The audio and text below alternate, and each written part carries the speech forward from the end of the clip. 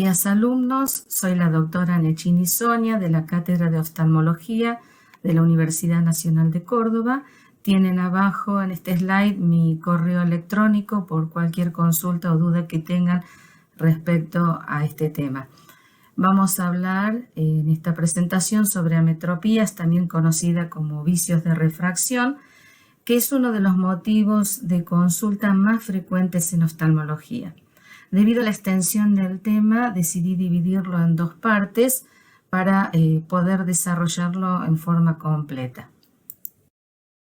El ojo humano tiene la capacidad o sensibilidad en el espectro electromagnético en las ondas que van desde los 380 nanómetros a 750 nanómetros de longitud de onda, o sea, de los colores violetas a los colores rojos del espectro. Para entender la óptica ocular debemos conocer el fenómeno de la refracción. Este fenómeno óptico es el cambio de dirección y velocidad que experimenta la luz al pasar de un medio a otro y va a depender del ángulo de incidencia y la forma de la superficie que atraviesa. Solo se refractan aquellos rayos que inciden oblicuamente, no aquellos que inciden en forma perpendicular a la superficie de algún medio. También va a depender de la diferente densidad de los medios que atraviesa. Esto se llama índice refractivo o índice de refracción, que es la relación que existe entre la velocidad de propagación de la luz en un medio como el vacío y su velocidad de propagación en un medio del cual se esté tratando. También va a depender de la longitud de onda. La longitud de onda no es un tema que tratemos aquí en cuanto a refracción, pero sí vale decir que las longitudes de onda mayores, como la de los colores cálidos, se refractan mucho menos en índices de refracción alto que las ondas de longitudes cortas como las azules y las violetas. Aquí entonces tenemos un esquema con respecto a lo que ocurre con la luz cuando atraviesa medios con diferente índice de refracción. Las flechas rojas en este caso atravesarían medios de menor índice de refracción, por ejemplo, podríamos decir que es el aire, y la flecha verde atraviesa un medio de mayor densidad como sería el agua. Vemos la gran desviación y la lentitud que hace que cambie de dirección el rayo luminoso cuando atraviesa un medio más denso como el agua. Otro fenómeno óptico es la reflexión, que como tenemos aquí anotado es el cambio de dirección de una onda al incidir sobre una superficie de separación de dos medios, que va a regresar al medio de donde se originó, formando un ángulo de igual medida que el ángulo incidente, pero por supuesto una dirección opuesta a la que tenía. Ejemplo típico es el espejo. Entonces tenemos la representación de ambos tipos de fenómenos que son la refracción y la reflexión. Si nosotros alumbramos el ojo con una linterna, vamos a ver que sobre la superficie de la córnea tenemos un reflejo, el reflejo de la linterna, y este es el fenómeno de reflexión. Es la luz que volvió hacia nosotros, pero el resto de la luz atravesó la córnea, se refractó y incidió sobre el plano de la retina, estimulando a la misma y dando origen a una imagen. El prisma en óptica generalmente es de forma triangular y transparente y puede descomponer entonces a la luz blanca en los colores del espectro del arco iris. Cada color que compone a la luz blanca tiene una longitud de onda que le es propia, por lo que cada una tendrá un ángulo de refracción diferente. Nos interesa a nosotros lo que tenemos aquí anotado o remarcado. Todo rayo luminoso que atraviesa un prisma va a sufrir una desviación hacia la base del mismo.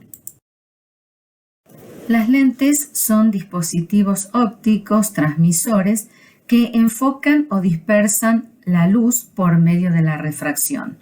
Son medios transparentes de vidrio o de cristal o de plástico que están limitados por dos superficies o dos caras. Una lente óptica tiene entonces la capacidad de refractar la luz y formar una imagen, cuyo foco va a ser más cercano, como en las lentes convergentes, o más lejano, como en las lentes divergentes. Entonces, conociendo el principio de la refracción de la luz y su comportamiento al atravesar un prisma, vamos a entender la construcción de una lente esférica, ya sea convergente, dos prismas unidos por sus bases, o divergente, dos prismas unidos por sus vértices.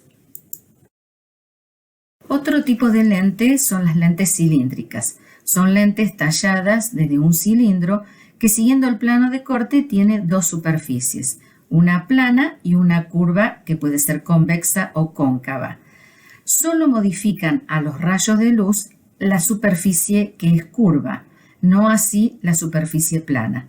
Entonces van a presentar dos meridianos que son perpendiculares entre sí.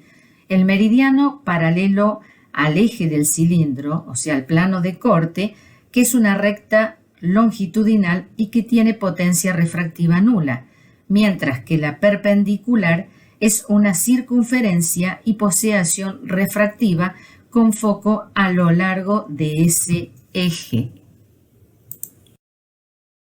La unidad de medida del poder refractivo de una lente es la dioptría.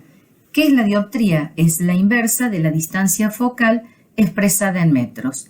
Va a indicarnos el poder que tiene una lente. Una lente divergente de menos una dioptría va a tener una distancia focal de menos 1 metro.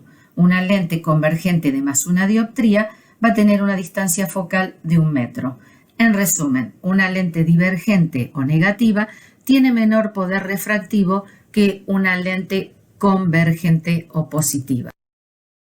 Óptica ocular. Comparando la gran superficie que rodea el ojo y al cual ésta es sensible con la superficie de la retina, vemos que el ojo debe tener un alto poder refractivo para poder ver esta superficie del espacio. El ojo entonces esquemático tiene un poder total de 62 dioptrías, a las cuales le corresponde la mayor parte a la córnea con unas 43 dioptrías y al cristalino unas 19 dioptrías. El cristalino tiene la capacidad de modificar ese poder refractivo en función de la distancia del objeto estímulo, aumentando su curvatura, por ende su poder refractivo, a expensas de su cara anterior. El humor acuoso y el humor vítreo tienen un índice refractivo bajo, por lo que no influye en la refracción total del ojo.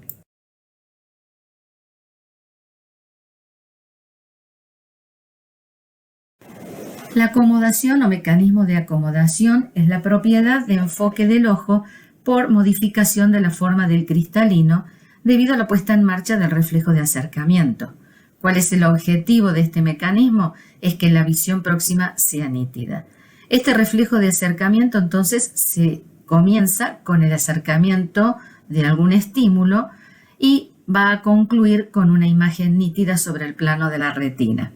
Se acompaña de reflejos o sincinesis por contracción del músculo ciliar por acción del tercer par sobre el mismo, que son la convergencia, que es la contracción de los músculos rectos medios, que va a permitir la fusión de las imágenes retinianas de ambos ojos. También la acción del tercer par craneal actuaría sobre el esfínter de la pupila, produciendo la miosis. Esto reduce las aberraciones de curvatura de la superficie de la córnea y del cristalino que existen en la periferia de los mismos.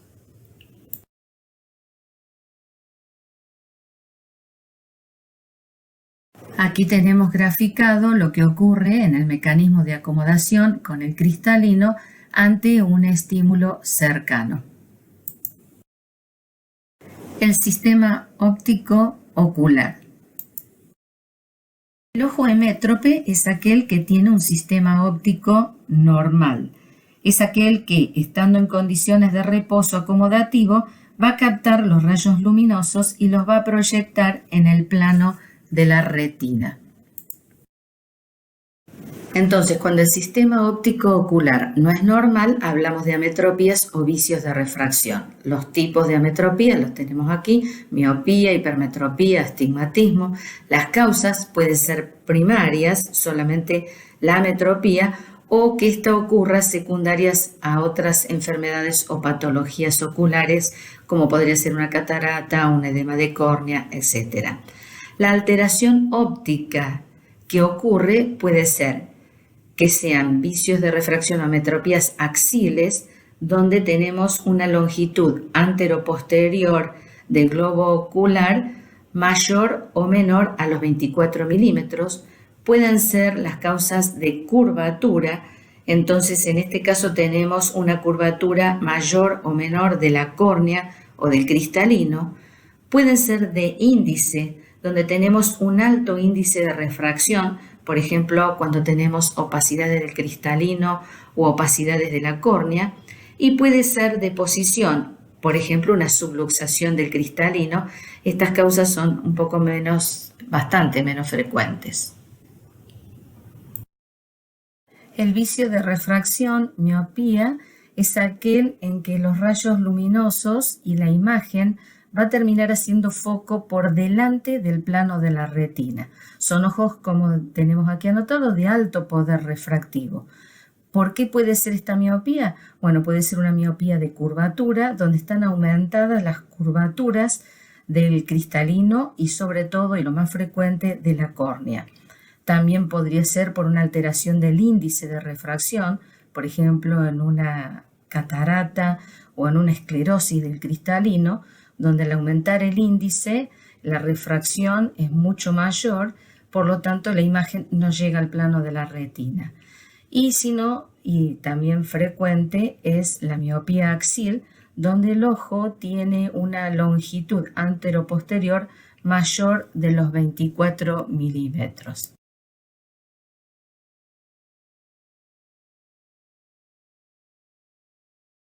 Bien, las causas de la miopía pueden ser factores hereditarios por alteración de los elementos ópticos del globo ocular, cataratas donde está aumentado el índice de refracción, queratocono, por ejemplo, donde están aumentadas las curvaturas de la córnea.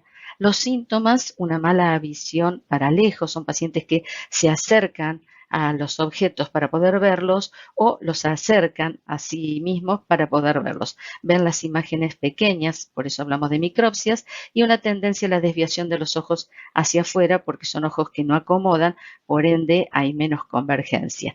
Las complicaciones de la miopía pueden ser la ambliopía, sobre todo cuando hay mucha diferencia entre un ojo y otro en los valores dióptricos de la miopía, glaucoma de ángulo abierto por alteración del trabeculado en el ángulo camerular, porque son ojos grandes con alargamiento de la longitud anteroposterior de los mismos, que también este alargamiento produciría como un estiramiento de la retina y en su periferia comienzan a haber procesos degenerativos que pueden provocar un agujero con el consiguiente desprendimiento de la retina.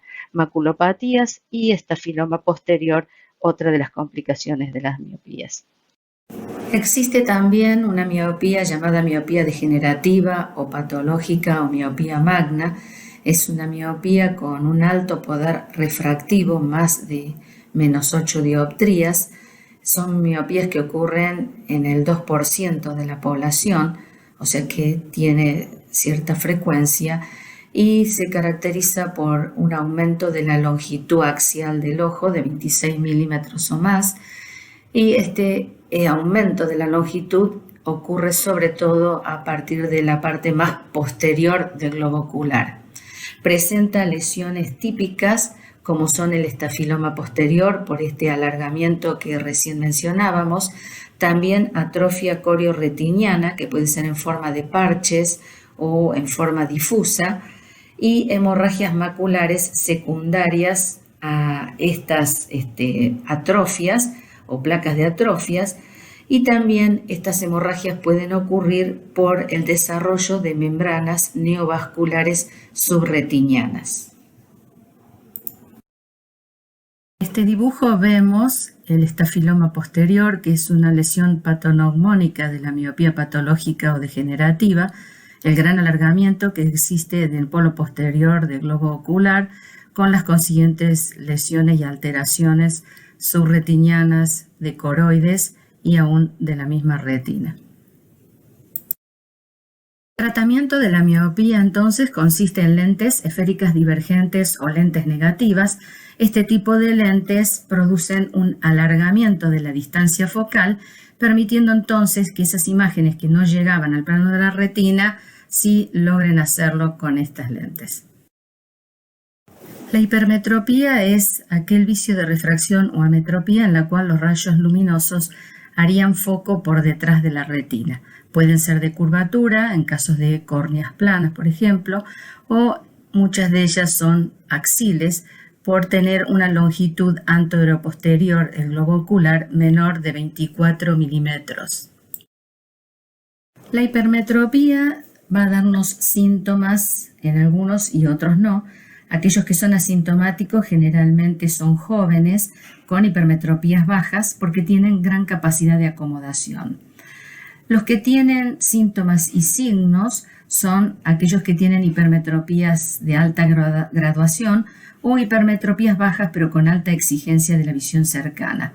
Este conjunto de síntomas y signos se le llama síndrome astenópico y se caracteriza por ojo rojo, dolor de cabeza, fatiga visual, sobre todo a medida también que pasan las horas en el trabajo o uso de la visión para cerca, estos síntomas se hacen más manifiestos. Las complicaciones de la hipermetropía son la esoforia, que se debe a una mayor acomodación acompañada entonces de un exceso de convergencia. Se va a producir la desviación de los ojos, no en forma permanente hacia adentro. El estrabismo acomodativo sería una desviación también en convergencia de los ojos, pero este se da en forma permanente, manifiesta, y en niños con mecanismos sensoriales y motores inmaduros. El glaucoma agudo se debe a que un ojo hipermétrope generalmente tiene un largo axil menor que lo normal, con una cámara anterior baja y un ángulo estrecho. Una midriasis por un estrés o por trabajo en la oscuridad durante mucho tiempo puede hacer que el iris se arremangue entonces contra el ángulo, cierre el ángulo camerular y produzca este tipo de glaucoma. Tenemos remarcada la ambliopía. El periodo de plasticidad de desarrollo de la visión es desde el nacimiento hasta los 7 a 8 años de edad. Un niño hipermétrope puede desarrollar una ambliopía.